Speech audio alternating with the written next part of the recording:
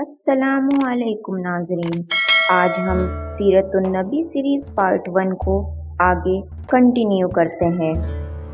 ابرش نے کہا، میرا مقصد اس واقعے کو یاد دلانا تھا۔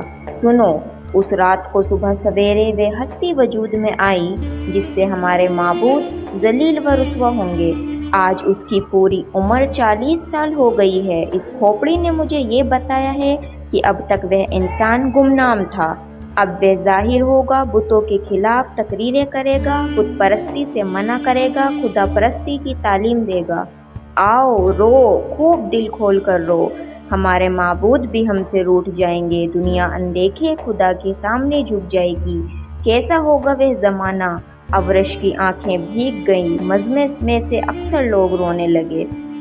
ابو جہل نے کہا، مقدس حبل کی قسم، میں ہر اس آدمی کو قتل کر ڈالوں گا جو اندیکھے خدا کو سجدہ کرے گا۔ ابرش نے کہا، کاش تم ایسا کر سکتے، پر یہ کھوپڑی کہتی ہے کہ ایسا نہ کر سکو گے، دیکھو گے اپنی آنکھوں سے اپنی معبود کی ذلت۔ حمزہ نے پوچھا، اپائے اس سے بچنے کا کوئی ہے؟ ابرش نے کہا، ہے، کیوں نہیں؟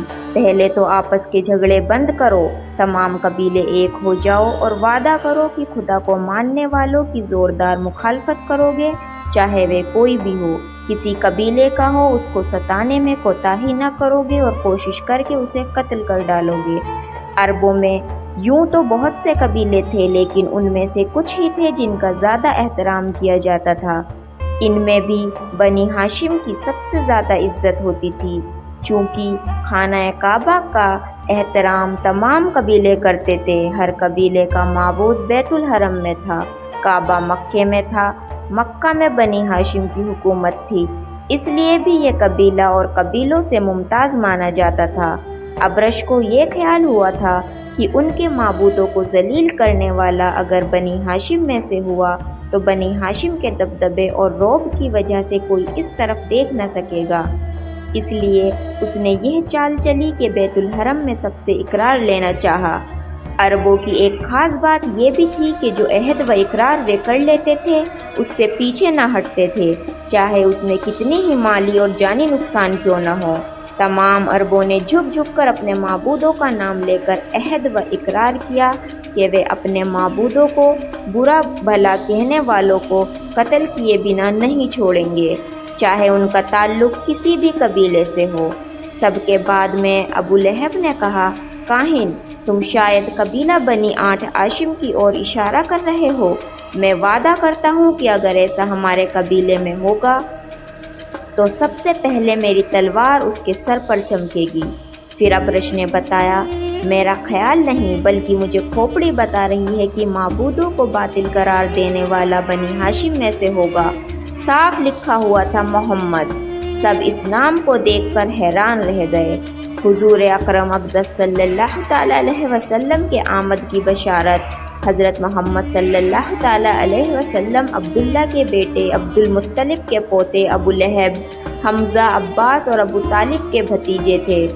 معائرخین کے قول سے آپ 22 اپریل ربیع الاول کے مہینے میں سن عام الطیف سوموار کے دن سورج نکلنے سے پہلے بہت صبح سویرے پیدا ہوئے تھے۔ اب آپ کی عمر 40 سال ہو گئی تھی۔ لوگ جانتے تھے اور اچھی طرح جانتے تھے کہ آپ سے زیادہ سچا اور امانت دار کوئی نہیں۔ بہت کم بولتے، تنہائی پسند کرتے، کبھی کبھی پہاڑوں پر چلے جاتے، کئی دن وہاں رہتے، لیکن ابھی تک ان کی اور سے کوئی ایسی بات نہ ہوئی تھی جس سے یہ گمان کیا جا سکتا کہ وہ بتوں کے خلاف آواز اٹھانے والے ہیں۔ آپ کے والد کا انتقال آپ کی پیدائش سے پہلے ہی ہو چکا تھا۔ جب آپ 6 سال کے ہوئے، آپ کی والدہ کا انتقال ہو گیا۔ اس طرح آپ بچپن میں ہی ماں اور باپ کے سائے سے محروم ہو گئے۔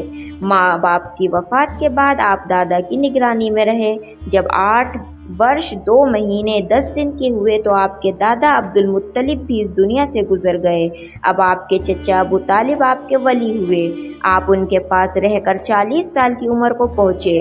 یہ تو پورا عرب آپ کے اچھے اخلاق اور برتاؤ کی وجہ سے آپ کو مانتا تھا، لیکن سب سے زیادہ ابو طالب آپ کو مانتے تھے۔ ابو طالب نے کہا، ابرش، کیا تم پیارے بھتیجے پر الزام لگا کر کوئی فتنہ کھڑا کرنا چاہتے ہو؟ ہرگز ایسا نہ کرو، میں اسے برداشت نہیں کر سکتا۔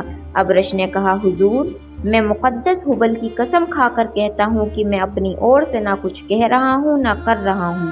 میرا علم اس کھوپڑی کے ذریعے سے جو مجھے بتا رہا ہے وہی کہہ رہا ہوں۔ ابو طالب نے جوش میں آ کر کہا، تم جھوٹے ہو، تم کو ہمارے خاندان سے کوئی دشمنی ہے، اس دشمنی کو غیبدانی کے پردے میں نکال رہے ہو۔ ابرش نے نرمی کے ساتھ کہا، اے مکہ کے سردار، یہ میری ہمت نہیں ہے کہ حضور کے خاندان پر کوئی الزام لگاؤں۔ حضور کے خاندان کا پلا ہوا ہوں، نمک کھا رہا ہوں، میرے دل و دماغ میں دشمنی کا خیال تک نہیں آ سکتا۔ ذرا صبر کیجئے اور دیکھیے کھوپڑی کیا کہتی ہے۔ ابو طالب خاموش ہو گئے۔ ابرش نے کھوپڑی گھمانی شروع کی، اتنی گھمائی کہ وہ گول دائرہ اور پھر گول دائرے سے صرف ایک بندی بنا کر رہ گئی۔ ابرش نے کہا، دیکھیے کھوپڑی ایک بندی بنا کر رہ گئی ہے، پر دیکھیے اور دھیان سے دیکھیے، یہ بندی خداؤں کو ذلیل کرنے والے کا نام بن کر چمکے گی۔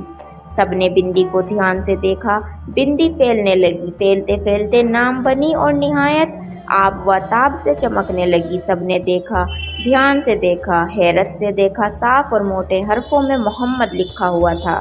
ابرش نے کہا، تم نے دیکھ لیا؟ اب سنو، اگر تم اپنے معبودوں کو خوش کر لو تو جو فتنہ پیدا ہونے والا ہے وہ دب جائے۔